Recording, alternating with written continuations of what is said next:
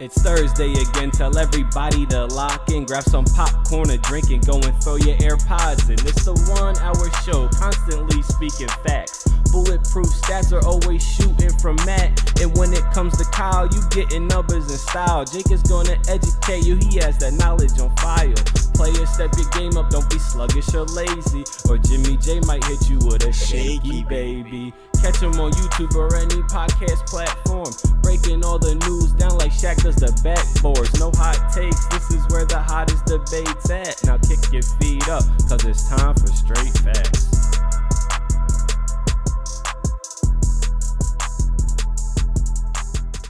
What's going on, y'all? Welcome back to Straight Facts, a sports show that educates and entertains, as always, brought to you by the Up On Game Presents Network. It's your boy, Jimmy J, with my guys, Jake Galley and Stat Matt Robinson. We're back for episode 2 of season 3 here in Brownstone Media in Pottstown, PA. Man, it's going to be a great one. We had LeVar on last week, but it's just us this week, guys, just us. And it's the best, one of the most fun times of the NFL season because it's overreaction time. And as Eagles fans, that's right up y'all wheelhouse. Good or bad, that's literally right up y'all wheelhouse. So y'all probably been overreacting all week to stuff. Usually week one, I mean, I haven't always been this way, but week one, usually I don't get too crazy That's about. such a lie. That's such a lie. I mean, like, I don't get too low, I don't get too high. Who are you trying to fool? Look at it, man. Who is because we won, I can say that. We Eagles fans are the most reactionary people. If they win, we're gonna win the Super Bowl. If we lose, fire everybody. That's why I'm trying to But we try to speak the facts here. And if you just look at Eagles' recent history, there are so many seasons where they start 3-5 or 2-5, and they still make the playoffs. It's last year. Yeah, last year, Yeah. A couple of the Wentz years. Yeah. It happens a good amount to the point where it's obviously winning is really, you'd much prefer winning week one than losing. But a slow start to the season isn't the end of the world if you actually look at things rationally. Real quick before we get into our overreactions, what most surprising game of week one? There's a couple I won't say head scratchers, but a couple of unexpected outcomes of week one. So just real quick, what was your most surprising matchup? Your most surprising game? I would say, to be honest with you, I was pretty shocked that Denver went in there and put up only 17 points against Seattle, 16 points against Seattle. That was and when you watch how it played out, you understand they squandered 3 possessions inside the 10. They got 0 points. It's at the 5, 3 possessions inside on the goal line. We're going to get to it, right. But man, I was shocked that they did not come out of there with That's a win. crazy. Matt, most surprising game? Got to be Giants beating the Titans. The Giants haven't been over 500 since 2016, which is really funny. That means they went – the last time they had a record over 500, president was Obama. So the Titans were the 1 seed last year, and they missed a kick at the end. They really kind of botched that game. Yeah. So that was definitely the most surprising results for me. You are the person who reminds people the most that the Titans were the 1 seed. And they need people like you. Because everyone else forgets that they were the 1 seed last year, but you keep people on their toes. To me, the most surprising game was Rams-Bills. That was supposed to start our season off with a bang. And I get that we should never be surprised to have a Super Bowl hangover. But, that's how y'all came out? That's how y'all came out if you're the Rams? Just Stafford's elbow might not be fully healed. Yeah, something's going on. But it wasn't just Matt Stafford looking bad. That guy Jalen Ramsey got people thinking that he's been overrated his whole career after a performance like that. So I just didn't expect that. That was Matt's surprise. Number 1 defense, going to be number 1 offense. I'm telling you, this year is the Rams' More to year. Bills. Until they lose, of course. Okay, so let's not. I don't want to overreact too much to those games because these other games and these other teams do warrant some overreactions. So we'll get into our first segment of week one. Week one overreactions. This is a good one. So we got to frame it a little bit, though. When I say this team or when I say this statement, we got to decide, is it going to be an overreaction or are we just stating a fact? And for those who are just listening, Jake is literally Grinch I can't wait until you say the first Grinch smiling right now, ear to ear, after the first one, because it needs to be talked about. But the Dallas Cowboys have to get thumped by the Tampa Bay Buccaneers, by this year's Super Bowl champion Tampa Bay Buccaneers. The statement is that Cowboys at the end of the season will have a top 10 pick in the draft. So Jake, get it all out, man. Is that an overreaction? No, not an overreaction. This is they put that statement in the script, by the way. They belong in this like it sounds like an overreaction, but it will end up being the truth, is what I'll say. Right. I mean, look, and I know Dak, he's not going on the IR. It might not be as long as was initially expected, that 6 to 8 week range, but like this. We talked about it with LeVar. They're weak on the offensive line going into the year. This is before Connor McGovern, their guard, got banged up. I think he's going to be out at least one game. If that starts to add up and you look up and you're 0-4, 0-5, we don't have to go too crazy, but you look at their schedule coming up. They have Cincy. They have the New York Giants, who just beat that 1 seed that Matt loves so much, former 1 seed. They have Washington, who Carson Wentz, I don't know if we division game. Right, not only division game. Carson Wentz looked like he might have some. Then he pulled a little bit of an old Carson with some interceptions at the end. Finish up with the Rams and the Eagles in terms of their next 5. So next 6. Very well can start 0-6 in the season. Very well can lose. That's a scary. If I'm Dallas, I am, and you got Jason Peters as your backup left tackle. That is scary. That is, I don't care what you say, man. That is scary stuff. And it was big news, right? This was to go and replace Lyle Collins, right? Who you left and goes to the Bengals. So this was we got our replacement guy, and everyone's like, well, and Tyron Smith. It really took Tyron Smith getting injured, and they're like, all right, I guess we have to bring in. We got to go get JP. Somebody. Oh, you're gonna find out. That's tough. And here's the thing, I would say it was an overreaction before Dak's injury. Now, if Dak didn't get injured and the Cowboys even still put up 3 points, but I would say, you know what, there's stuff that needs to get right, but they're not going to be bottom 10 of the NFL. But having Dak out, and let's just for all intents and purposes assume that thumb injury is 6 to 8, because that, even when he comes back, it could be lingering. You know what I mean? It could be something that he's still dealing with. My Eagles fan clock about divisional standings has it at 6. Well, and I think that's what the Cowboys really should prepare for. And then, so if you have Dak out for those 6 weeks and you have those next 5 games that we listed off with a backup quarterback, that is what makes it not an overreaction. That is what makes it a real possibility of this team starting 0-6 to start the season. And then, like when you're like when your 30-year season is just out the window, then after that you might as well try and go get a top 10 pick after that, because after that you're battling for mediocrity. You're battling for middle of the road 14-15 territory, in which I'd much rather have a top 10 pick after that. So that pre-Dak injury was an overreaction. Post-Dak injury, I think it's just foreshadowing what's to come for the Cowboys. And hey, man, go retool with something. You might want to go retool with something. I think it's a little bit of an overreaction, just because I think top 10's a little. They're not going to be that bad. Matt, you start 0-6. I don't think they're going to start 0-6. I think it'll be 2-4. Which games do they win with Cooper Rush? They'll beat the Giants, because the Giants still stink. I'm sorry, they won because they missed a field goal at the end. Yeah, but now they got confidence, and it's only in 2 weeks. And the Eagles lose stupid games to Dallas all the time. That's not a guaranteed win for the Eagles. Carson Wentz could do Carson Wentz things, and sneaky. Cincinnati might be having a Super Bowl hangover year, and they just go 7-10. And this could be like Dallas trying to come back. And I'm not a big hater of Cooper Rush. I think he's a decent backup. He had a good season as a backup last year.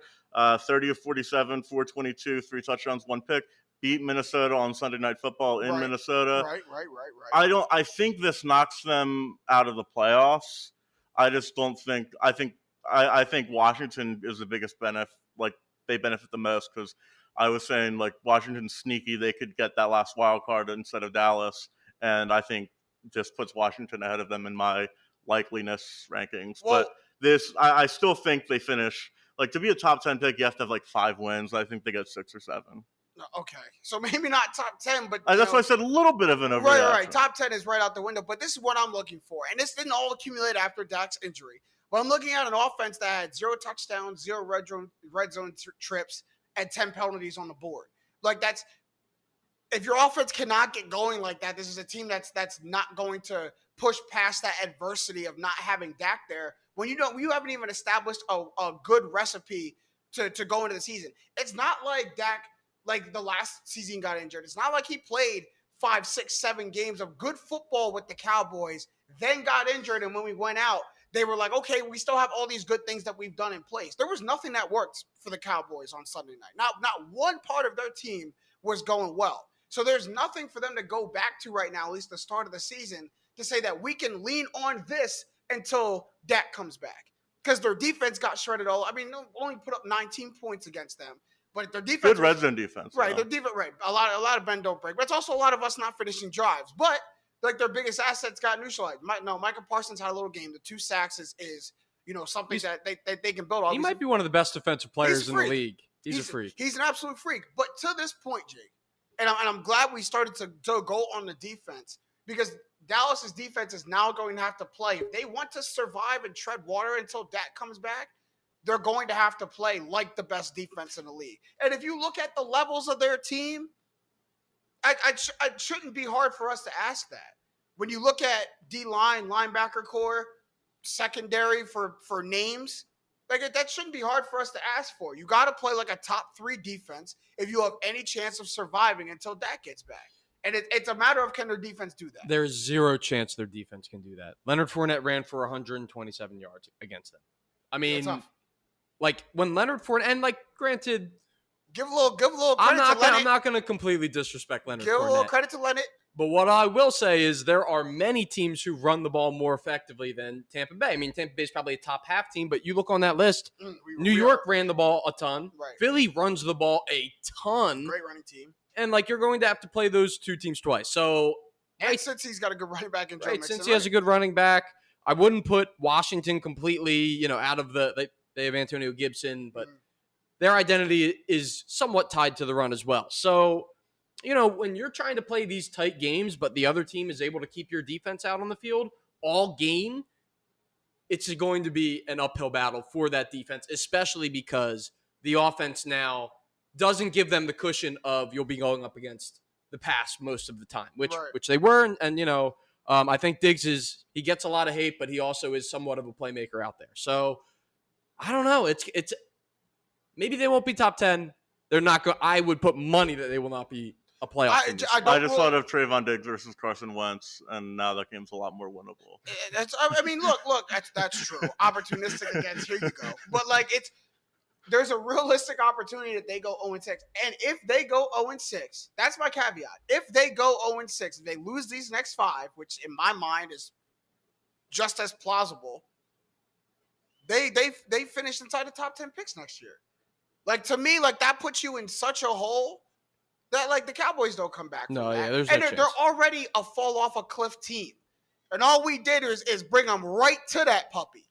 Go 0-6, all we did was push them close to the edge. To be fair, there is precedent. If you remember, I think it was 2 years ago where the Steelers went 0-6 and then ripped off 10 in a row. Something crazy. Well, it was Claypool's rookie year, I believe. Something stupid like that, yeah. I'm pretty sure it's been done, but not by Dallas. They're behind the 8 ball. Yeah, they're behind it. Not by Dallas. All right, the next one we got to overreact to is Russell Wilson's new team. And before we even get to the Broncos in a whole, can we just talk about Russell Wilson for a second? That's right. Yeah. Can we just talk about, he doesn't seem real to me sometimes. He might be a robot. He really doesn't seem real to me sometimes. The whole spinning on the logo with your eyes closed, just swanging before the game. The whole let's ride thing, the little Instagram video he put up today of the things I care about. Cringe. Super cringe. But no, it's more than cringe, Jake. He doesn't seem real to me. He seems like this is a performer. This isn't who you actually are. This is the character you got to play. I mean, to be fair, if you're in an office type job, when I go in and I'm interacting with, your coworkers, you're not 100% yourself. Probably Yeah, but football is not that. 65%. He's just going into the office. He's throwing the ball around a little bit, and then he takes. Well, what do you think? He's some really different guy. I don't know about that. On the logo, just eyes closed, just swing. That is very performative. I think. What's going on here? He's just a weird guy. It's really that simple. He's been corny for this is his 11th year in the NFL. He's been corny all 11. He's been before I was watching like something. It was like Katy Perry's Super Bowl halftime show, and then it was like she goes up to Russell Wilson because they're friends because it was that Super Bowl. It's like, what are you doing to get pumped up for the game? She's like, I'm listening to gospel music. And he's either lying or he's a weird guy. He's lying or a weird That's guy. not real. But it's just like, you don't listen to gospel music, get pumped up for the Super Bowl. He just or you're weird. But like, cool, let him be weird. He's Super Bowl champion. Have I made jokes about them maybe being things in his basement that obviously are just jokes? Yes. But they're jokes. He's a weird guy. It's fine. He definitely got some things in his basement. I was about to say, because I was about to make the comment, either he is really weird or he's a serial killer. He's got some completely, totally different personality. So I'm just going to believe Russell Wilson's just this corny guy. I can't believe who throws around footballs. I can't believe we got He also had a pretty good game. He threw for 340 yards and a touchdown, no picks. Let's talk about that because he's got some questionable decisions on his part. But his coach had even more questionable decisions and not electing to go for it on 4th and 5 and plus territory at the end of the game and having 2 timeouts and letting 30 plus seconds burn off the clock just to take a timeout afterwards. Like questionable decisions. So the statement is that Denver's coaching will cost them a playoff berth. Overreaction, or is that a fair statement? Because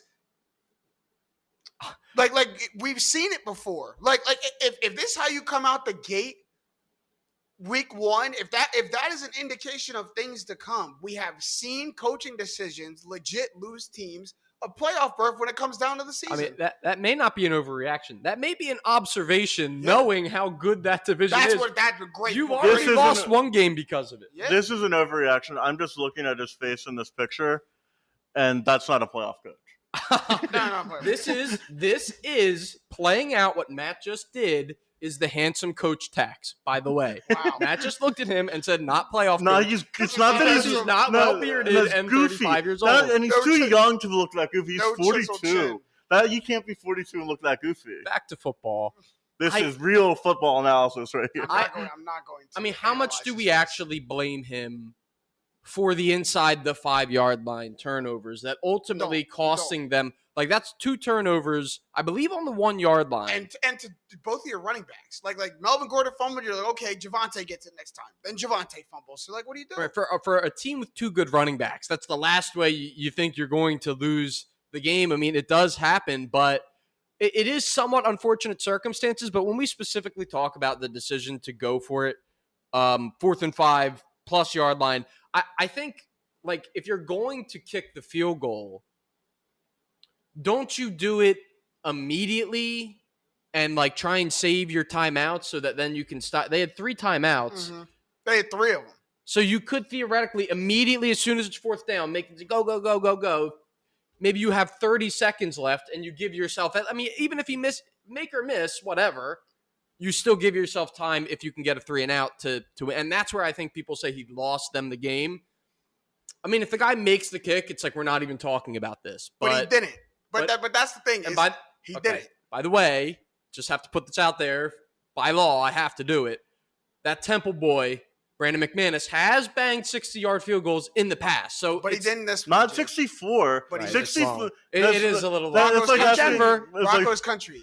If the quarterback did throw for 540 yards, they would have won. Like, you can't bank on a 64-yarder. It's only happened once or twice, 64 Prater and 66 Tucker, and 64 Prater was in Denver. So it's just, you have to go for it there. If I'm going to be serious about the coach, the thing I get most annoyed at with coaches when they truly mess up and they don't own it, and he owned it the day after the game. So yeah, looking back, that was the wrong decision. That we should have gone for it.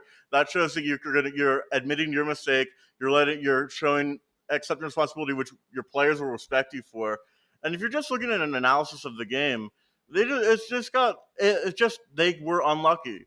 They fumbled twice. The Seahawks fumbled 3 times, but the Seahawks recovered 2 of their fumbles and 2 of the Broncos fumbles. Like, that's just fumble luck that went against them. They outgained the Seahawks by almost 200 yards. Like, it's just one of those games.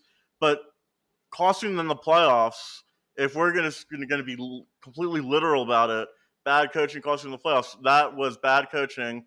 They could miss the playoffs because the game against Seattle, when you have to play 6 games in that division, could cost you the playoffs. Say 18 weeks from now. the Broncos miss the playoffs by 1 or get the last wild card spot and get blown out in the wild card weekend, and it's separated by a game. I don't know their whole schedule, but I have to imagine that when you look back, you're going to be like, damn, it was week 1 at Seattle. Like, that's the game that I'm losing sleep over because Geno Smith came in and cooked us. Like, that's true. What am I talking? Right, it's in Seattle that they're kicking a 64-yard field goal. It's not in Denver, right? No, they don't even get the. I was trying to give them the elevation benefit of the doubt. Yeah, no, it's in Seattle. I think it's somewhat. Again, you have the turnovers. The offense doesn't really get going, but to miss the playoffs, I still view them as a playoff team. Me too. But I'm not sure if they can win it by going through the division. And that's the thing. If the coaching, and now Matt, you're right, the owning up to the mistake is what gives me a little bit of confidence for a coaching blunder like that. It means that, like, you've honestly looked at it, learned from it, and if you come into that scenario, you're not going to, that's what it indicates, is I'm not going to do that again because I've owned up to it. I've realized it was a mistake. So if they come to that scenario again or like that scenario again and he manages the clock right, they win the game, and this doesn't continue, then it's an overreaction. But if coaching mistakes like this continue, it's not an overreaction. It's not, because if your coach blows you 2 games, he got 1 more, and you're not a playoff team in that division. You got 1 more. It amazes me. It makes sense because coaches are hired because they know football at a very high level. They are not hired because they can do quick math and add up clock equations in their head.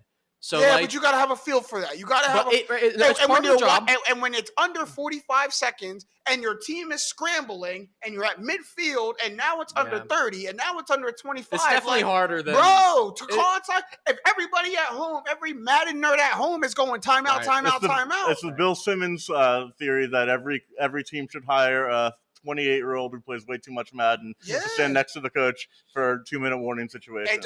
Because everybody in America is yelling, call timeout. Yeah. Call timeout. Peyton Manning was hilarious. Peyton Manning, Shannon Sharp. They counted it up. They said Peyton Manning called timeout 62 times. What's interesting is Richard Sherman said this on his podcast, is that Russell Wilson didn't call timeout. He could have called timeout. He could have. But I think it's because it's his first game with a new team that he's not doing that. Like, if he was in Seattle, he would have called that timeout. Right. But I think that being his first game, like, he doesn't want to like him being kind of like conservative in his demeanor, doesn't want to overstep his bounds and show up his coach. Russell Wilson doesn't want to step on someone's toes. Russell Wilson doesn't want to come off as a bad guy. No way. When your corniness doesn't allow you to step in and win games, we've gone too far. You're too corny if you feel like, I don't want to hurt his feelings. So let the clock run down. This is the coach's call. That's probably what went through his head. I mean, it is. He's right. You'd be right about that. That's the security that, Yeah, but Peyton Manning is calling the timeout. Yeah, Peyton Manning. That's true. Says, shut up, John Fox. I'm calling the timeout. That's what exactly. You got to call the timeout. All right, moving on. Because speaking about missing the playoffs, this is another team who a lot of people couldn't wait to overreact to, and that's the Green Bay Packers. And this statement is not any specific coaching, any specific reason. But after that performance in week 1, a lot of people are saying that the Green Bay Packers will miss the playoffs. I'll raise my hand and say I am one of them. But Stat Matt, I'll let you go first. No way. Is that an overreaction? Absolutely an overreaction. They got Jameis last year, like badly Jameis last year. They lost 38-3 week 1. And I was in the whole, like, Rodgers doesn't want to be in Green Bay, retirement. He doesn't want to be there. He's quitting on the season. And then they go 13-4, so they go 13-3 the rest of the way. Rodgers doesn't care about week 1. He cares about, he's in his off-season zone doing his, like, mindfulness walks with whatever drugs Joe Rogan got him. And then he takes a little bit, then he gets rocked in an NFL game against people who want to hit him, and then he gets himself together, and then he becomes an MVP-level player. And that's what's going to happen this year. They're not going to be as good as they were last year because they lost Devontae Adams, and Rodgers is another year older, and I think he'll be a little worse than he was last year. But they're still a playoff team. That division isn't that good. Minnesota's their only competition. It's hard for me to see a scenario where if Rodgers is healthy, they don't make the playoffs. Yeah, let me reel it all the way back. Because after thinking of it, that was an overreaction of missing the playoffs. They're going to struggle mightily. Could I see them maybe missing the playoffs, it wouldn't crazily shock me. But I don't think they would fall that hard to miss the playoffs. And you're right, Matt. Like, it's not like they got to go through a crazy juggernaut of a division.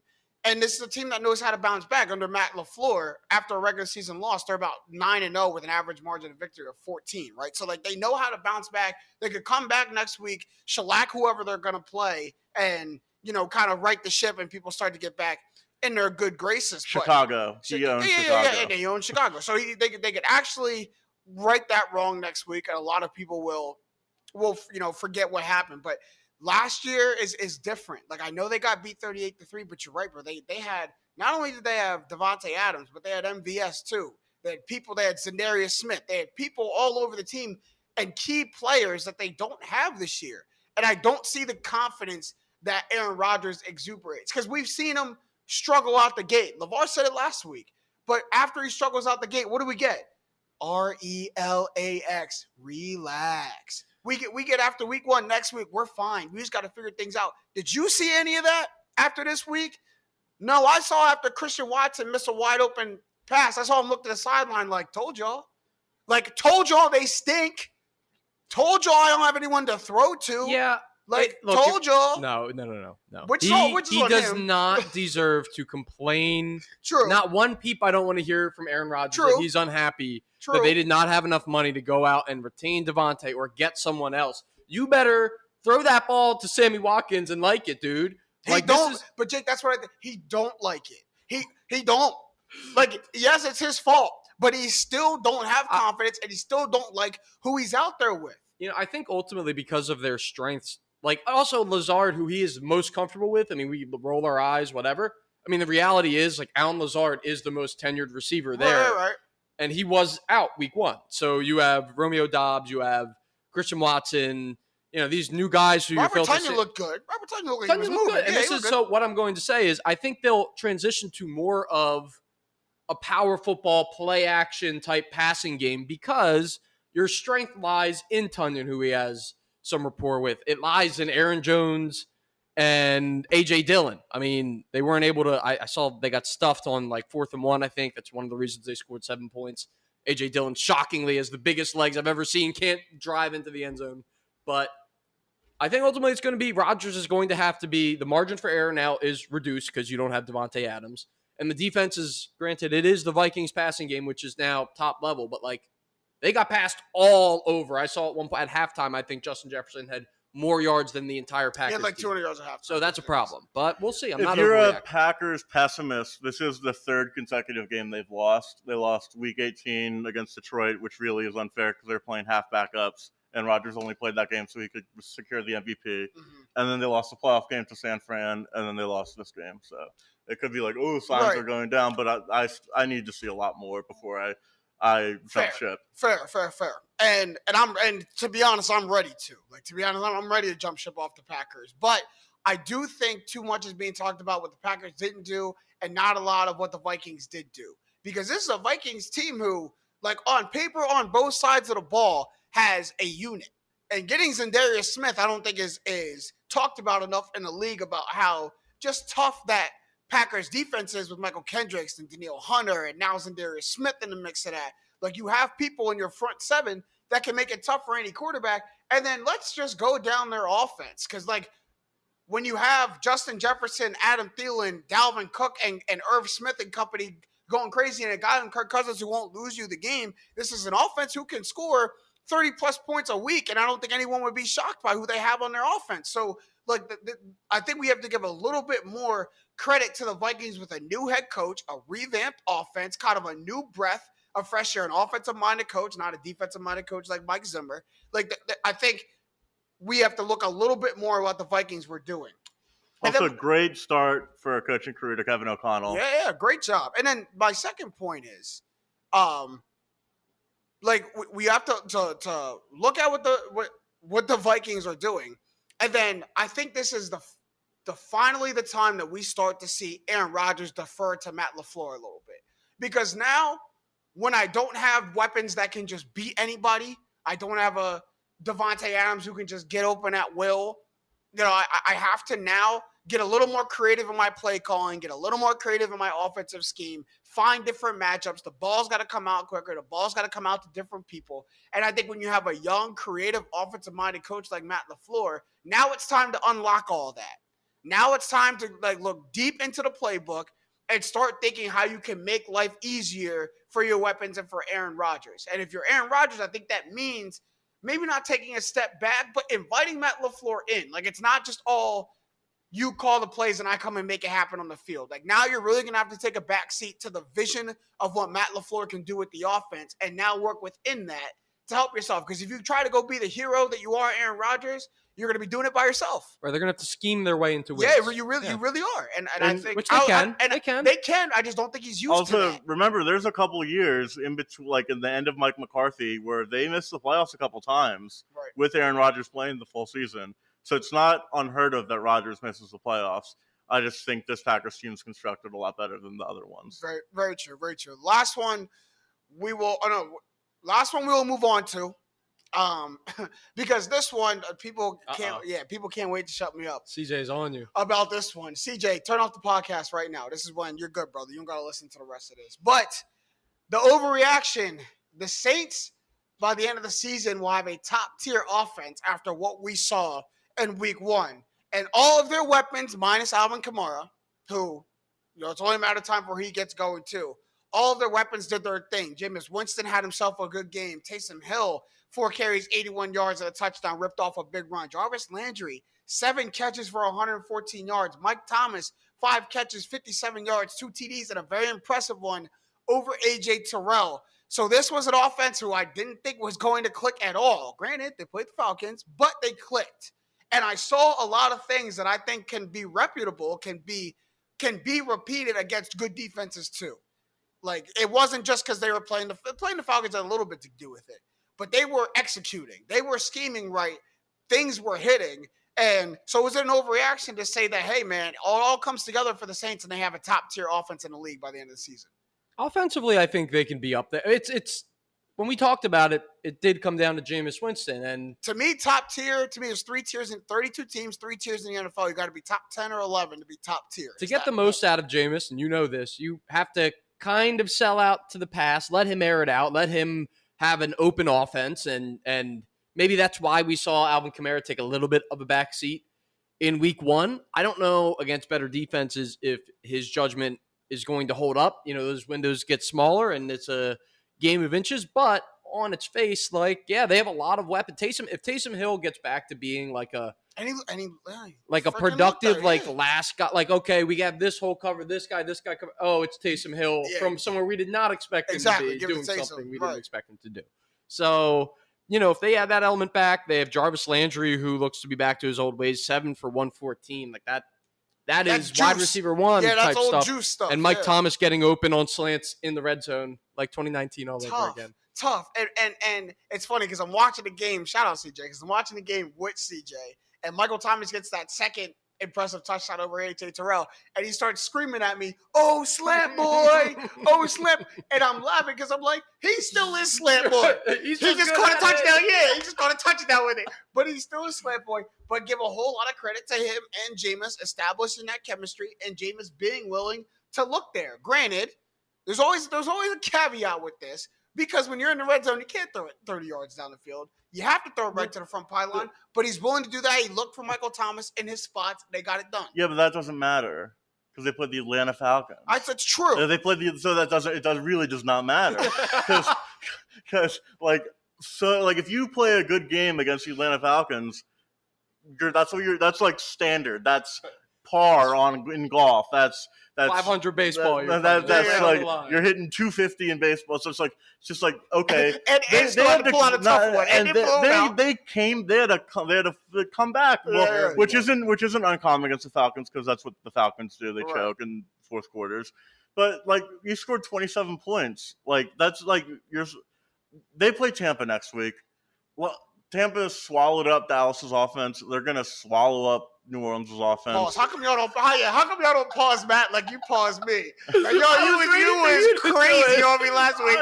Matt over here talking about people swallowing up. And I let one go, and then he said it again. I was like, I can't. Me too. He said the second one. Jameis is going to have a lot of like confused faces zoomed in on him on TV next week. I hope so because he does have. It's not like he didn't play well against us last year before he got injured, and from that standpoint, like him being willing to spread the ball out like this, like Jarvis Landry getting 7 catches out the slot is not something I saw coming. Yeah. Michael Thomas getting, more than 5 targets, but 5 catches in big spots. Like these aren't 5-yard slant routes at the 50 that don't really impact the game. Like if he picks and chooses when he goes to slant boy and spots that he's almost unstoppable, like the red zone, like 3rd and short, those kind of things. That's what's going to make the offense so good. And then the Taysom Hill point is great because Taysom Hill isn't good in heavy doses. Right, Taysom Hill is back. No, and he can't be your tight end. He's got to be 4 carries and 2 catches a game, and one of those carries is going to break. One of those catches is going to break. But like you got to give it to him in certain spots, and they did that. Like it's not an overloaded Taysom Hill. Why did they give? I'm sorry, but like once you bring up I start to think like, why did they give him all that money? Like 4 he's years, not going to be 160. the quarterback. I'll never forget it. 4 years, 160. Goodness. We can say it all live long day because you can go four carries, 81 yards with a touchdown every game for the rest of your career. And to me, it don't justify him getting 4 years. Crazy. There must have been some kind of card game that Sean Payton lost to Taysom Hill on a plane ride. Probably. So that's an overreaction to you then, that they're going to be a top-tier offense. How many? What define top tier? 10 or 11. 3 tiers, so 32 teams. You call 11. Passing offense, yes. I don't know.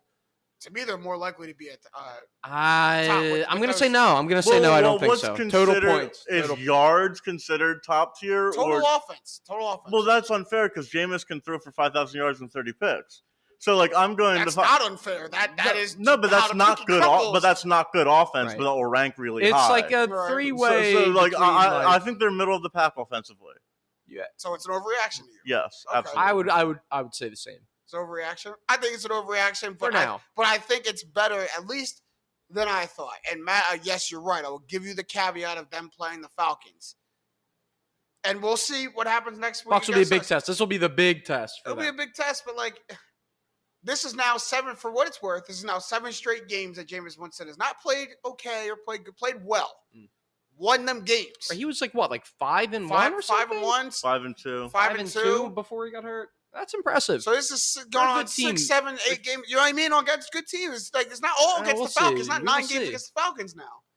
Like this is now going on. They've got some tougher games coming up than the Falcons, which will be better. We will see. We will see. From broad scope to narrow scope now, we're going to go into a player-focused kind of overreaction. I just want to say one thing about the beauty of the NFL. What's that? The top seed in the AFC, the top seed in the NFC, the AFC representative in the Super Bowl, and the Super Bowl champions all lost in week 1. That's just great. That's called parity. Yeah, that's great. Parity, that's great. That's great. That's what makes us better. I like college football. That's what makes it much better than college football. Yeah, I love it. That's good parity. Good observation in that. All right, now we'll move on to kind of the more narrow focus segment, but still kind of an overreaction type of segment. We're going to call it fact or fake. So kind of same thing. I'm going to say a statement. Is this statement going to be fact or is this statement fake by the end of the season? I'm coming right at you, Stat Man. Coming absolutely right at you because that bottom tier running back you talked about, Saquon, had himself a day against the Titans. 18 carries for $164 and 1 touchdown against the number 1 seed in the AFC last season. I think he only scored 3 touchdowns last year, right? Something like that in 16 games. Finds the end zone in a big way in week 1. So Saquon will go back to being a top 10 running back this year. Jake, fact or fake? It's fact. I think, like, especially because now, and again, it's 1 week and we're talking overreactions here, but I'm inclined to say, like, yes, if he's going to get volume, which it looked like he probably is, 18 carries is pretty good nowadays. And if he's able to break out and create separation and still has burst, there was one really long run that he cracked that he did not score, which I think personally, like, I think old Saquon takes scores that. Me too. But current Saquon is enough to like be a top level running back, especially if the Giants try and use him like one. I mean, it was a close game. It's against another team that likes to run the ball. That's a game that Saquon should dominate, and he did. So Maybe he'll be somewhat tied to like the Giants offense. I don't know if we'll see them against another team. Maybe they don't look as good. Maybe they're not this year. They don't pan out to be a playoff level offense, which like I think they might have to be for him to be top 10. I don't know. I don't think they do. Because you have to be ahead to run the ball is my like thought process there. Right. So like if they're going to stink, I mean he'll catch passes too, but I just think for him to get the most out of Saquon, you need to be a winning team. I think a lot of that being ahead goes into Daniel Jones not turning the ball over, and establishing the run early in the games helps your quarterback not turn the ball over. But Matt, fact or fake? Are you going to take back? Dude, bottom tier running back is crazy. Like in the last 16 games, here he goes. That Saquon Barkley's played, that was his second 100-yard rushing game. Let's give him all claps. But this is the first game of this season. Yeah, but Saquon Barkley undoubtedly his first 2 years was one of the best running backs, most talented, unbelievable, great, and then he got injured. What happens with a lot of the time with NFL players who have this immense talent and then succumb to injury is they'll show flashes of their former self, but it'll never be the same. And he might not be, he's no way top 10. He's closer to my initial prediction of bottom. Oh my gosh, he's sticking to it. Bottom 10 than top 10. 164 and a touchdown. But he's not a top half running back. So I'll amend it a little bit. He's not a top half running back. What did he have to do? Consistency. I want to see consistency. Keep it. If you got to see 160 yards every week. I've seen it every single week, and then once he is, I'll say no. I need to see it. I need to see if he keeps going for the next couple weeks. He can obviously not. I'm not expecting him to have like 100 every game, but if he keeps it up through like 5 games, I'll reevaluate. Because at some 5 games is a lot now. Because at some point, because there's a season has ebbs and flows. Yeah. You know, Dalvin Cook's not going to rush for 100 yards every game. You know, have down weeks. Kamara had a down week in week 1. Like Derrick Henry had a down week in week 1. So there's going to be ebbs and flows. But if like at some point when it happens for 2 weeks and then 3 weeks and then you take a week off and it happens again. And it happens again. It's not a flash anymore. It's not showing a flash. It can't be an aberration. It has to be something that happens on a regular basis. Here's why. One, I think it's not an overreaction. And he doesn't have to be this good. He was A++, fantastic. Right, he's not going to. This might be his best game of the season. I don't think he gets back to 164 and a touchdown on 18. Plays Dallas in a couple of weeks. Because on 18 carries, get a $164 is great in any era of running. But what I saw from the Giants offense, and Jake, why I don't think that they have to be a top-tier offense or a playoff offense for him to get it, is why I think he's going to be successful is because why Saquon got hurt and why his numbers started going down is because this man saw 9 in the box every single play. There was nowhere that he could go or look to take pressure off him in the offense. Sterling Shepard has a long touchdown catch, looks very good. Kadarius Toney is just a highlight reel waiting to happen. That guy is a threat to score every time he catches the ball, and he did his thing on Sunday against the Titans. And again, it was against a good defense. It was against a defense on the number 1 team in the AFC last year. This isn't the Falcons theory. Like if he goes out and does this, against the Jags or something, then I'm more persuaded to not bottom tier running back, but I'm more persuaded to say that it's fake. But you do this against a good establishing defense, and then you have all your offense going. And like the Vikings, like Brian Daboll, greater sign Joe Judge. Like, you know what I mean? You could throw 2 or 3 greater signs. Brian Daboll is the reason Josh Allen got pulled out the mud. Like, is the reason the Bills offense was clicking on all cylinders. Like, this is a guy who knows how to get the most out of an offense. And this time, his focus is my superstar running back, not my superstar quarterback. So hopefully he knows how to get the most out of that superstar running back. Saquon undoubtedly goes back to a top 10 running back this year. Tennessee, 4th best team yards per carry against the rush last year. He's not doing it against any scrub in week 1. Just to put a cap on it, he's going to be a top 10 running back, and we can play back the Matt. We go check tape of him doubling down. I'm sure he'll triple down. His last stand will be when he's clearly top 15, and he'll be like, he's not top 10. That'll be the last stand. This is the trouble about having a sports encyclopedia like Stat Matt on the podcast. Is it'll be week 15, Saquon will be 3rd in the league in rushing, and there will be a stat that he can lean on that says, like, in the last 3 weeks, Saquon's going to have a No, I'm not going to be petty about it. I'm going to be, if I'm wrong, I'll admit I'm wrong. I'm not going to, like, be in denial. But, like, if he's top 3 in rushing yards, unless they're doing a 50 rush a game offense and he's getting 2 yards per carry, which gets him 100 a game, which isn't going to happen. Like, I'm going to say, like, yeah, congrats to Saquon. He turned around his career after really bad injuries. And I'll legitimately, he's a really exciting player to watch. The league's better if he's really good. So I'm not rooting against him. You just have a point to stick to. I do like being right, but but like I'm not like rooting against. I'm not like watching like clips of Saquon break off runs and go, dang. Yeah, right. Oh, unless it's against the Eagles. Yeah, if against the Eagles, then fine. And now here's the thing. I do think averaging 18 carries is not how you get back to being a top 10 running back. Jake, you mentioned volume, and I know it's a different era of running the football. 18 is still light to me. No, I don't think so. Really? Anything over 15 is fine. God, I hate this era of. There's so much passing going on, and then maybe touches. Maybe I'm mistaking carries for touches. I need more than 18 touches. Yeah, he had 6 catches. 6 catches, right? Okay, so it's 24. Yeah, 24 touches is about good. All right, next one. Factor fake stat map. The Chiefs won't miss a beat without Tyreek Hill. Put up 44 against Arizona's defense. Mahomes, 5 touchdowns, 0 interceptions. 10 players got targeted, 5 players with a touchdown or more.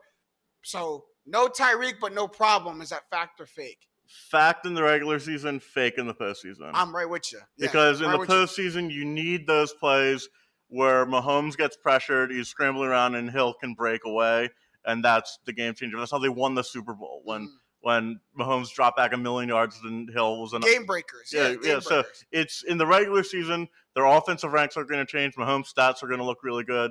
Maybe their deep play numbers fall a bit, but in general, they won't miss a step regular season wise. You'll notice it in little moments against good teams, but the playoffs is when it's going to be the real test. I hear you. I disagree. I think that they're going to be the exact same as they were. I'm not going to say better, but they are. This is going to come out, and you're going to be like, "You're ridiculous." But they might be harder to stop without Tyreek Hill. You're going Ewing theory. I don't think it's ridiculous because I mentioned how I think Juju changes their offense. But like 10 different players targeted. They have 9 different players getting them a first down. Like it's not just like I'm going to read down Kelsey and Tyreek because one of them is always going to be open. Like that's true 9 times out of 10. And the one time costs you in the playoff. Where like, if you go and it's more of a by committee approach. I mean, you've got Noah Gray in there getting catches. Joe Fortson, I believe, scored a touchdown. Like Isaiah Pacheco, my guy, drafted him in fantasy, my sleeper. Like they have a lot of ways to beat you, and maybe they don't have the ultimate trump card in Tyreek Hill's speed, but. I'm still 90. Patty Mahomes. Yeah, I'm still. And let me tell you what, 5 touchdowns, 0 interceptions. He looked like he's fitting the ball into football-shaped holes. Like it was like he really is insane. And maybe it's just September. I saw he had like 43 touchdowns, only 3 interceptions in September games in his career. So it's like he September starts hot. In January he goes crazy. But I'm all in on KC again. They look legit. Well, I wonder if Mahomes gives a call to Sammy Watkins right now. What do you think now? Got a little more accurate, man. You got like 1 target. Like at least you got targets with me. But man, I'm more inclined to go your way about them not having, like them feeling it the most in the playoffs when you get to those divisional and championship rounds, and now you're not playing Arizona's defense. Now you're playing Buffalo's defense or Baltimore's defense. Since these defenses who have not only seen you before, but are really good in the secondary, know how to blanket your receivers, and you don't have someone that can just run by everyone. I can just throw it past the defense and them go and get it. But the other side of that, the devil's advocate of that, is you have 17 weeks to build a muscle of maybe not needing that, but that not being your game plan anymore. Like, if you continue to do this, 10 different players get targeted, 5 with a touchdown, 9 getting a first down. Like, Pat Mahomes knows how to spread it around the yard like that.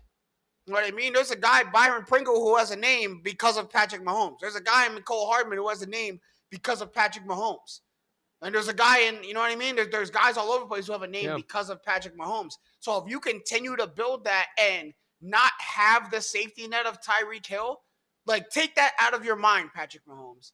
Now you got to put a little bit more discipline. I can't just scramble all around the back because I can't just look up and throw it somewhere. I don't have someone who's just going to go past everybody. Like, I have to play disciplined football. I have to actually make reads. I have to actually make throws. I have to actually get it to my receivers. I have 17, 18 weeks to do that. So if he continues it up like this, it may come to the playoffs where they take a step back, but it doesn't, you know what I mean? It's not a gigantic leap back, and it's within their game plan. Yeah, and I trust Andy Reid. Also, if you have to win on scheme more, like, yes, Andy Reid can do that. Like we talked about Green Bay, like maybe you don't have the same weapons. You're gonna have to rely on scheme more. You want to talk about a trump card? Andy Reid and Eric Bieniemy. The mind of Andy Reid and Eric Bieniemy is a trump card. Like they showed them on the sideline. I think when they scored their 44th point, when they scored their last touchdown, they showed Andy Reid and Eric Bieniemy on the sideline, and the look of like we them bad muffs on the side. Who's like, gonna check you? Yo, like Eric Bieniemy looked like I'm that bull. Like I'm like looking like no. You know what it was? It was the patented fake run shovel pass to Clyde Edwards-Helaire all day long. But it had a little bit of a remix to it. It wasn't just line goes and then Clyde slides. It had an extra motion to it. They had someone go out and receive. Pat could actually throw the ball, and then they showed Eric Bieniemy, and he's like, "Yo, what y'all gonna do with me? Like, what y'all gonna do with me? Right. Forget about Pat. Forget about Travis. Forget about Juju. What are y'all gonna do with me? A million ways they can get like it. When I start scheming y'all, what are y'all gonna do with me? Yeah. Like I got all this at my disposal. So we'll see if that happens. Last one, fact or fake. And Matt talked about the Bengals as a whole taking a step back and may having a Super Bowl hangover of themselves. But let's focus that in on Joe Burrow, who, my goodness, struggle is an understatement. And for a guy who has Joe Burrow in both of his fantasy leagues, I was going through it through 3.5 quarters. 2 touchdowns, 4 interceptions, and 1 fumble. 4 of those turnovers came in the first half.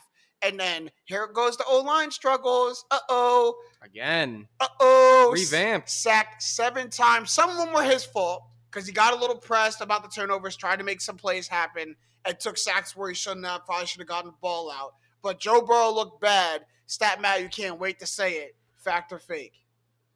Fact. You're right. I think Burrow's going to be. I actually think there's a better chance that he's a Hall of Famer than he's not, Joe Burrow. But this year specifically, if you just look at Joe Burrow's trajectory as a quarterback, he was dissed at Ohio State, goes to LSU, starts at the end of the year for LSU. They win a bowl game against UCF. Next year, they become the greatest offensive college football team ever, and they don't lose, and they win every game by 1,000,000 points. And then he goes in the NFL, tears his ACL his rookie year, gets back, gets better, and then he takes the Cincinnati Bengals to the Super Bowl. Right, ridiculous. And everyone's talking him up. His stats last year were unbelievable. He's like 3rd in the league in passer rating. I see the pattern you're getting on. I see the pattern. And now it's time. So if you just look at all like any like interview you hear of like a Tom Brady or a Peyton Manning, it's how even when things are going well, you have to look at everything you can do to get better. And I think he's on this like magic carpet ride of everything I'm touching is perfect, and we're gonna win because that's all that happens because I'm this good. And I'm not saying he's not working really hard, but I think that mindset kind of might have gotten he's young, he gets a lot of positive media, and I think he's gonna take a little step back this year, take his lumps, and then come back even better next year. Next year. And I do, and that's why I was saying I see the pattern that you're going at. And I think you're putting it a little glass half empty, a little harsh. I might put it a little glass half full, but I think it's the same message. He needs to hit adversity. Like, this is a guy that, like, when Joe hits adversity, that's when he gets up off the canvas strong and hard. It's like, oh, yeah, that's right, I got work to do. Like, he makes a Super Bowl. It could happen 4 weeks from. It could happen right now. Like, right. It could, but it's adversity's got to hit. Yeah, he's got to get that to click in his brain. Yeah. It will, and I just kind of think it'll. Justin Fields beating him out of Ohio State. That was the chip that got put on his shoulder. Him not starting at LSU, him taking his lumps at LSU. That was the chip on the shoulder. Tearing his ACL rookie year. That was the chip on the shoulder. So now getting embarrassed by the Steelers, still almost winning the game, but then losing the game to the Steelers. There's the chip. And let's see if it takes him all year to get back to it or if he bounces back mid-season or what have you. But there's the chip again. There it is. Yeah. And I think mentally you don't really have to worry about him. Like, I think guys like that get to and do the things they do and get to that level because of their mentality and the work that they ultimately put in. So I'm not really worried about that. I think regression is naturally going to happen because I think they maybe did outperform a little bit. And now also you're facing a much tougher schedule, which we highlighted in our season preview. Mm-hmm. But we have to level set a little bit. Divisional game against the Steelers, who actually do have a decent defense. Decent. Top, what would you say? Top tier. With all healthy, top tier. Right, with TJ Watt, who did go out. Cam Hayward, Minka all over the field doing stuff like that. We'll call him top tier. 432 total yards against them. The only reason that they did not win is that the turnover differential was 5-0. And their long snapper got hurt. And the kicker had to miss some, so much had to go into them losing that, they should have won this game. They also should have tied because the coach messed up the clock at the end of the game, too. So at the end of the overtime. I don't know how much that has to do with Joe Burrow. Joe Burrow still had a bad game, for really anyone's standards. I think that he's going to bounce back. The ship will right itself, so to speak. I don't know if they'll win the division like this. If he didn't have a game like this last year. Maybe he had one game like this last year. I don't know if he had a game like this. So, he had everything kind of had to go perfectly last year. If it doesn't go perfectly, I don't think that that shouldn't it technically by definition is a step back. It is a step back. Right. But it really shouldn't be. It's fake. And I think the step back has the connotation of Joe Burrow has really regressed. He's not this top 10 quarterback that we thought he is. And I just don't see that happening because all that swirls around. You make a great point, Jake. All that swirls around, all that happens, and you still barely lose the game. So change one or two of those things. Take an interception away and make the field goal or take something else away, and the Bengals win that game. Joe Burrow is not going to turn the ball over 5 times every week. He may not turn the ball over 5 times for the rest of the season, for the rest of his career. He may not ever do that again. So if he doesn't do that, and the Bengals keep winning, even if they win in spite of that, you don't see this massive perception of a step back of Joe Burrow. But I think that was a little bit of feeling yourself and thinking that everything's just going to click because it just clicked last year and forgetting that that's Mike Tomlin, that's the Steelers, we're in Pittsburgh, that's a divisional game. That's a little bit of forgetting what you have to prepare for in week 1 and thinking that we're just superior to the Steelers and we're going to go out and beat them. No, that's TJ Watt over there. That's a division. No, that's not how this works. So I think that, we get all the kinks out in week 1. You shred all of that. You kind of come back down to earth a little bit, realize you got to play football for 4 quarters and 17 weeks.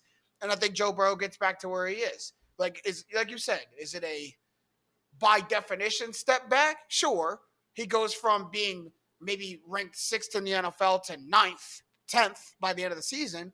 But he's not falling a tier. He's not falling out of people's good graces. He's not a bad quarterback by the end of the season. He just is a young quarterback that forgot that, week 1, everybody looks good in week 1. Everybody comes out with their best punch in week 1. A bad team gives you their best punch in week 1. The Steelers don't want you to come in and win that. So just that's all that it is. Even Jacksonville went up 8 in the 4th quarter against Washington. Everyone's a little punchy. Everyone's punchy week 1. And if you think that you're going to walk into, what is it called now? It's called a Heinz Field. What is it called now? It's I literally drove by it. Ericast. I don't know. I drove right by the stadium going to the church. You can't walk up into Pittsburgh thinking it's sweet ever. Because Mike Tomlin will beat you off the sheer will of you thought it was sweet. You know what I mean? It'll just piss him off. Somebody else is going to manifest a win just because you thought Black Air Force Ones. Come on, man. It's not sweet up in here. It's not sweet up in here. So those were the Fact or Fake. I want to hear from y'all at home, the Straight Facts fans. Comment on our social media. We'll post some of these. If you think any of these statements are fact or if these statements are fake. We're almost out of time for this episode of Straight Facts. It's been a great one as always. We can get some shots up at the buzzer. Jake, you said you had something at the buzzer. You said it at the beginning of the show. Yeah, so I have 2, but just want to relay 3 maybe, that I'm a fantasy genius. I believe that I am, if you got, I don't know, all of the fantasy minds and ranked them, I would have to be, we're talking 98th percentile. What did you do? Or higher. What did you do? Talking all this rah-rah. So I got 3 points on why. First and foremost, my bench, I had the high score in one of my dynasty leagues. My bench would have outscored 13 of the 15 other teams in the league. Okay, I'm light years ahead. We talked about light years ahead. Golden State Warriors style. Number 2, and I think I may have said it on this podcast, but overall, I never understood why people were singing Cordero Patterson's end. He was. I picked him in fantasy. He's a sleeper. I have him in 2 of my leagues too. I don't understand what people saw in that. Like, he's not going to get. The other way. Oh, okay. Yeah, I'm about to say. No. Right. I'm for because he's not going to get as many touches because the coach said so. Yeah, the coach says that until he's on the Atlanta Falcons and Cordero Patterson's the only guy getting you plus yardage. Yeah, that's how that works. Okay. Well, use your eyes and watch the games, and you tell me. Number 3, thought that this was one of, I took this to heart. I was scared of the Jalen Ramsey matchup against Stephon Diggs, so I sit Stephon Diggs in favor of Jerry Jeudy. Stephon Diggs goes off on Thursday night, and I'm left feeling until Monday night like I'm a big dummy until Jerry Jeudy proved and restored my faith in myself. On one play, really. It was one play, but this league, it factors in that, like, the length of touchdown, you get like a little bonus the longer it is. Right. It's a weird league, but it goes all that to say, top 98 percentile fantasy football mind on earth is right here in front of you. Really? Where'd you get 98th percent? Did you see that number somewhere? I just ran the numbers in my head, actually. I'm somewhere in the top 2%. We're going to check back every week. We're going to check back. No, Matt, every week. He better win. He better win every week. Talking like that.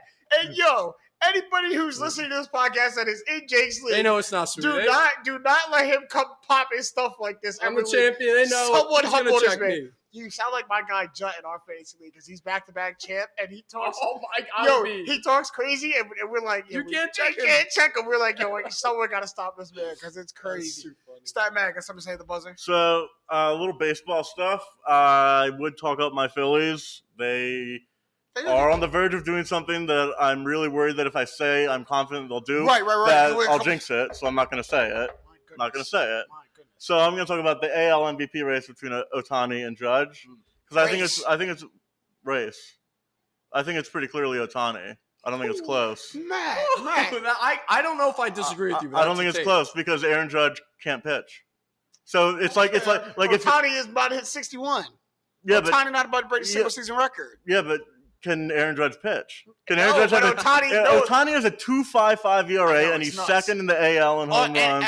On 6 innings a night. He throws like 3 innings. He throws starting pitching. And so this is like, I've heard people give the argument like, so what does Judge have to do to get the record? Like, I'm sorry, I feel really bad for Judge. I feel he got robbed of the MVP in 2017 because the guy who won it cheated to win it. Mm-hmm. That's proven.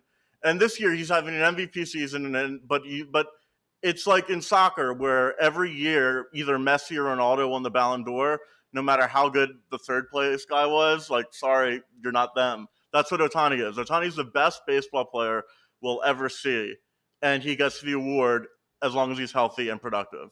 That's how valuable someone who's as good of a hitter and as good of a pitcher Shohei Ohtani is. And get him off the Angels, please. Please leave. I know.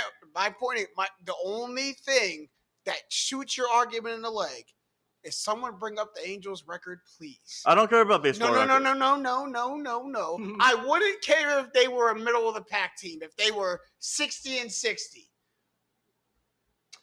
Yeah, they are like I thought about it. 61 and 81. Matt, I do agree with you in the sense that, like, Shohei Ohtani is the most. They're 20 games under 500. It's hard to say because Shohei Ohtani does provide the most value. Like, he just by not only being a pitcher, but like by being one of the, I don't know, top 10 He's a top 10 hitter and a top 5 pitcher. He's batting slow down. He's batting 265. Look at his OPS. 265, 34 home runs, 88 RBIs. Like, he is a plus hitter, like very good hitter. His OPS plus is 148. An average OPS plus is 100. So that means he's 48% better than average. In that one stat, but in the overall OPS is hitting. That's on base percentage plus slugging. That's how often you get on base and how powerful you are. That is the entirety of hitting. So Aaron Judge, your average is the biggest part. No, walks don't count towards your batting average. So like. Aaron Judge's 209 OPS. Yeah, Aaron Judge's hitting season is unbelievable. OPS plus. Aaron Judge's OPS plus is the highest OPS plus. Yankees are also a playoff team. Yeah, I know. I don't care. And baseball, not even just a playoff, right? Shohei Ohtani pitches 20% of his team starts, and bats 1/9 of his team's at bats. Because both league MVPs last year missed the playoffs. Ohtani and Harper. Neither of them made the playoffs last year. But when the race is against someone who is and the Yankees aren't first place anymore, but against someone who is a playoff They're first place team, in their division. Right, I'm in the AL. First place in their division. Well, the division stinks. But like, isn't like he's against someone who is on a winning team, on a very good team, and someone who's about to break a record himself. Now, if Aaron Judge was 45 home runs, just having like a above average hitting season or really above average hitting season, fine. He's about to break a record that has stood for how long? Aaron Judge, for me, if he was the MVP for me, he'd bat like 350. That's how impressive I think Ohtani is. He's batting 310. He's batting 310.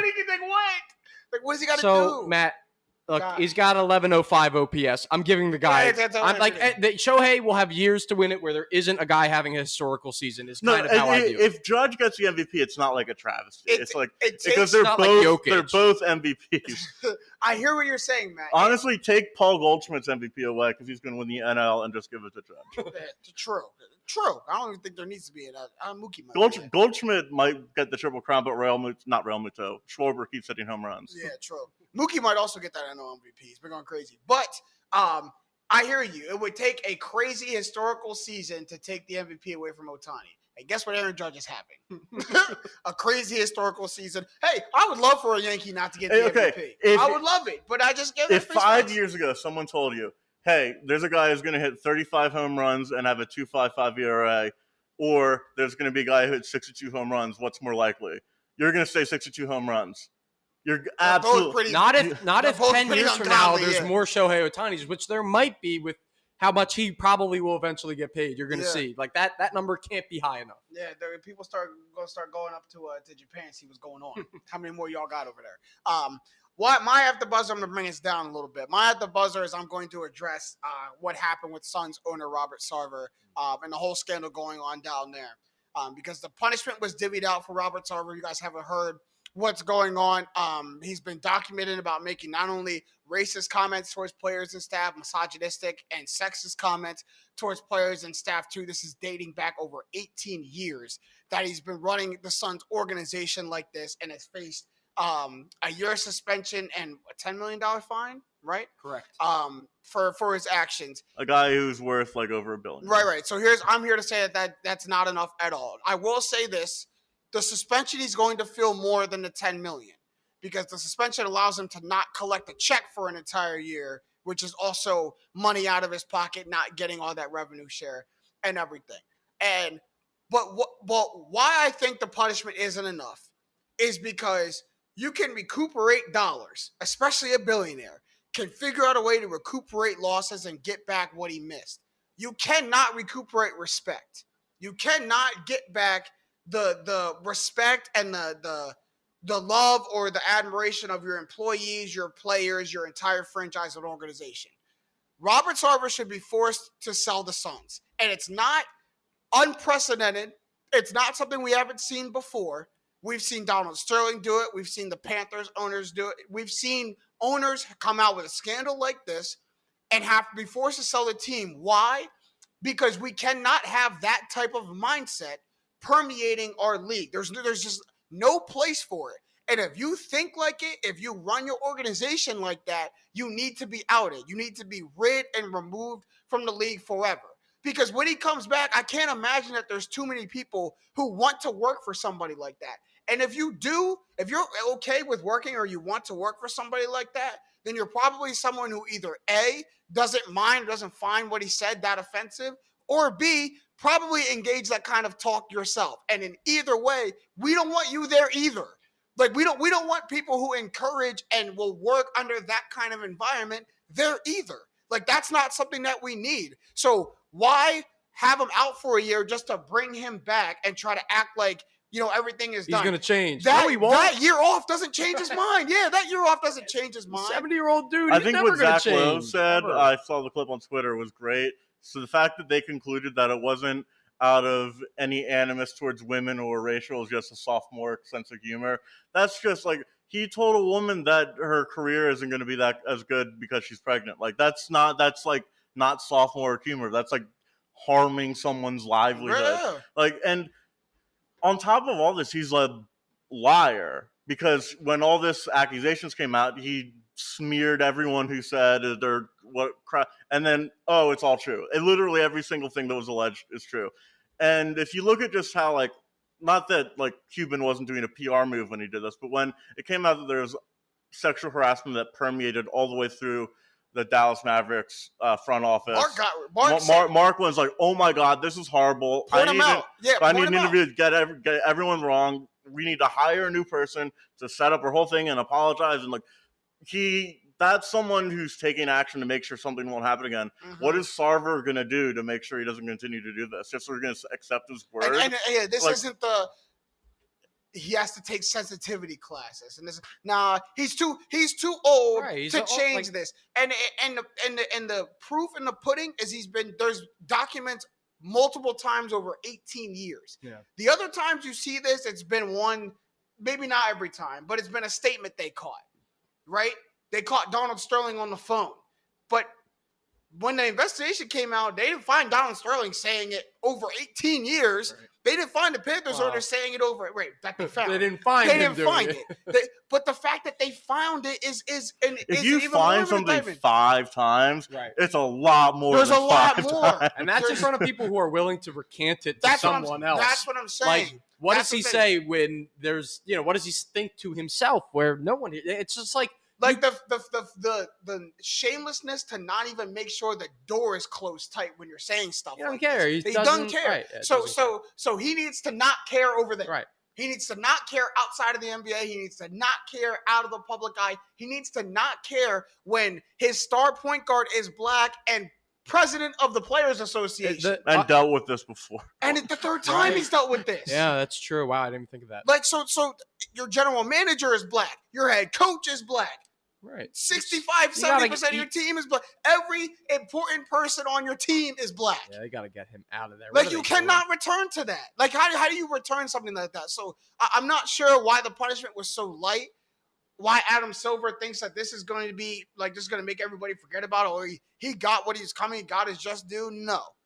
Like, this is asking me to make you pay $10 for what you just did. I think they'll do the right thing. I think eventually, granted, it will take people's putting pressure on them to do it. They can start right here. But that's fine if that's what it takes to make it monetarily the right choice, because that's the only reason, of course, they would ever make that choice. Right. Is if they're going to be okay with it monetarily. That's true, and hopefully it doesn't hurt the Suns, because now you got rumblings saying Devin Booker should request a trade now, and all this stuff. Like, let's focus on getting him out. Yeah, let's focus on getting him out. But that's all the time we have for this episode of Straight Facts. It was a great one. Week 1 overreactions as we look into week 2 of the NFL season. We will be back next week to break down all of that greatness. Shout out to everybody on the Up On Game Presents Network. LeVar Arrington, who was on this podcast, Plexico Burris, and TJ Hushmanzada, which we'll see y'all soon. We know you're going to be on this podcast soon. And also shout out to my guys, Jake Galley and Stat Matt Robinson. I'm James Jackson. These have been the facts. Straight up.